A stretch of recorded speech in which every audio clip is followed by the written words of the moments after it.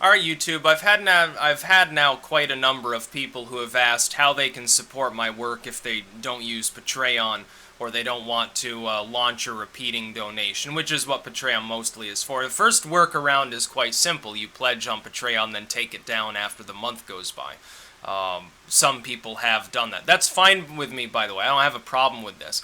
I'm not expecting to get rich off of making YouTube videos. I'm just covering the internet cost and, microphone, webcam, stuff like that. So I appreciate it very much. The total that I'm getting now is more than sufficient for my needs as far as electronics go. So appreciative of that. It means I can dedicate more time to doing this.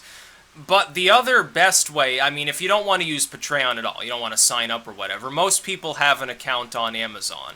And if you're into literature at all, you probably have a Goodreads account.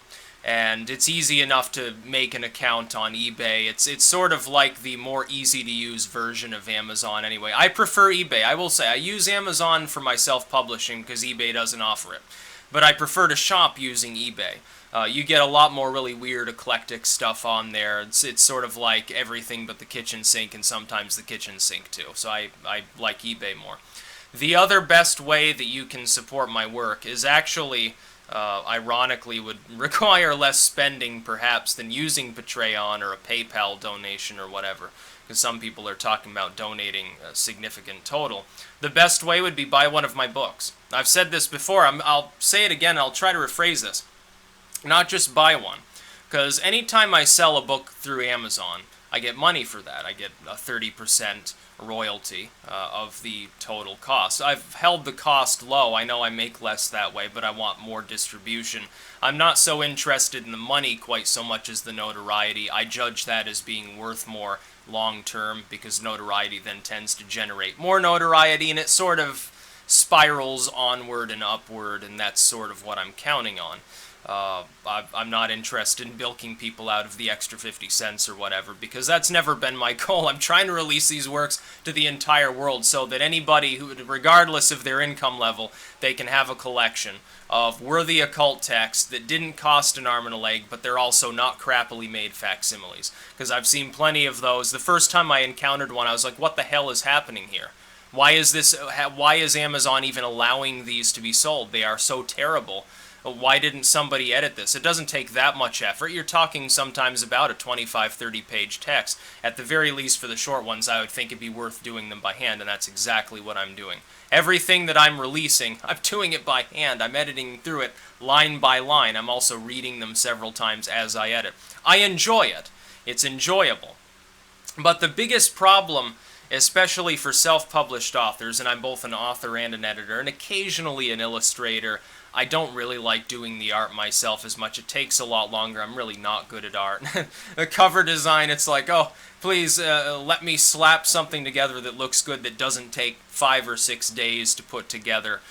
Because I'm not tech literate when it comes to these things. I'm using Windows Paint for this, using a CreateSpace template. It still comes out looking alright. I've seen physical copies of my work that other people have taken pictures of. Thankfully, they do look good.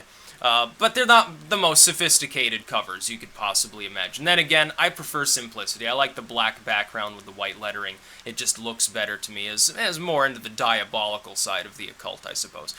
If you buy one of my books, it doesn't matter which book, there's all sorts of material there. We're talking historical stuff, maybe you're into alchemy, maybe you do want a spell book. Maybe you're into the more spiritual, the Book of Tobit sort of side. Maybe you're interested in demonology. Maybe you like psychonautics. Maybe you like more philosophical material. Whatever it is there, as well as fictional stuff like morbid stories. And soon, I'm almost half done with Sickness and Hell now, so there's a little bit of a teaser. It's coming down fast, just like Helter Skelter. If you buy any of these works, I'm happy. Because I get a little bit of money, somebody gets to read it, maybe they really like it, and they spread the word about the fact that it's available. That's great. I'm 10 times happier if you leave a rating. Whether it's on Amazon or Goodreads or eBay, it doesn't really matter where, because the magic thing is this. Those with more ratings are going to do better. Because the algorithms responsible for all the listings on these sites take note of the ratings. Not just how good the rating is, but how many ratings there have been. More ratings is always good. And I'm 100 times happier if there's an actual review there, even if it's only a sentence or two in length, because that matters too. On Amazon, I believe it's when a work gets 20 different ratings and reviews, then it gets onto lists that it otherwise wouldn't be on. That's a whole new audience that right now I can't really cater to because none of my works have gotten that many ratings. The Grand Grimoire, I believe, is getting close, which makes sense because it's my most popular release as far as my edited works go. Some of the others are getting up there as well, but anything that helps push them towards that total, if I can cater to a new audience, get people in a new sort of niche group to read my work, that could potentially affect distribution as well. Over time, more ratings are left. The more works that have the more ratings, the better off I am overall.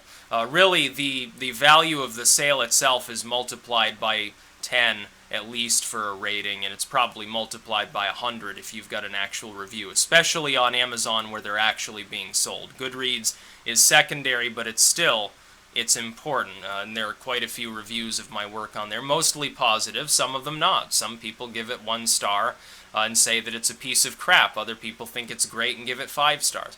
Doesn't really matter. It's I hope, an honest rating. Honestly, that's the way I prefer people support my work. Even beyond just Patreon, I appreciate that very much, mostly from the electronic side, as in, YouTube related. But if you're not using Patreon and you don't have like PayPal or something like that, Amazon's great. Use your debit card or whatever. You're protected by Amazon's own guarantees. I've after several disastrous attempts to work with actual publishers, I started self-releasing my work primarily because I know Amazon has a decent reputation for not screwing people, and there's no specific onus on me as far as proving, hey, my material is worthy of being released. No, I simply have to design it myself, do all the work, and then slap it on there, and then Amazon prints it out. It works great for me, and the sales are getting higher over time, which is really good, but every little rating helps to increase that even more. And so really that's the way I would prefer. If you do want to do a one-time thing, a one-off, and make me really happy, buy any of my works, it doesn't matter which one, and then give it a review, an honest review. If you don't like it, give it a 1-star review. If you think it's good, give it a 5-star review. Do whatever you want to do, but that helps me a lot more, trust me, than just sales alone, because that's long game. I don't think short game, oh, well, I made so many sales this month. I'm not thinking about that. I'm thinking a decade ahead. That's why I've got so many works on my plate at the same time. I rotate them. I get bored with one work, I start working on another. I've got so many works right now already in progress, about 24 of them. I don't even have them all mentioned on my books blog because there are so many. It'd be superfluous to even bother continually updating all of these different things that I'm working on. That's how I'm working so quickly. I spend hours every day doing this, and it's a joy. I enjoy doing it a great deal, and I'm going to keep doing it as long as humanly possible. There might come a day which I stroke out and I no longer can type or something like that, and I can't even make YouTube videos. I'll just sit there like this. I'll have the stroke face, and the nurse will have to start the video, and I'll just sit there and then end the video or something. And I'll do that 100 times a day, and then people can make me into a viral meme or something. But right now I'm going to work on my literature, and it's going along very well. Halfway through the Secretorum right now. Secretum Secretorum. Probably mispronouncing it. Secretum Secretorum? Secretum Secretorum? I'm not exactly sure. But anyway, it's a pseudo-Aristotelian work. It's really interesting. From Aristotle to Alexander the Great. Only written many centuries too late. It's still a good work. So yeah, that would be my preference for those if you indeed have a debit card or whatever for Amazon. If not, eBay. eBay works with PayPal. That's why I use eBay. If I was going to buy any of my own works. I think it's a little bit too vainglorious to have a shelf of my own works behind me. That's just my feeling. Maybe a few of them. Like when Sickness and Hell is out, I'll definitely have a copy of that, because that's sort of nostalgic for me because it dates back to when I was still in high school. I don't really want to fill up a whole shelf with copies of my own work. I'd probably protect them in a box, maybe sign them all, waited, 50 years, and then just fucking, it'd be really funny to see, if they gain any traction over time. I hope they do. I think they will. Judging by the success I've seen so far, there's no reason for me to stop doing what I'm doing. It's going to keep getting bigger and bigger. The same with YouTube. Look at the subscriber count, how much higher it is than it was at the beginning of the year. I think it was 24,000 then, gained almost 10,000 so far, and it's, only halfway through August. So it's going well, but that's probably the best way to support my work beyond, Patreon, which is my preferred method of getting actual cash donations. And most of that's used for, again, internet cost, electronics, electricity. Computers use a lot of it. You never would know.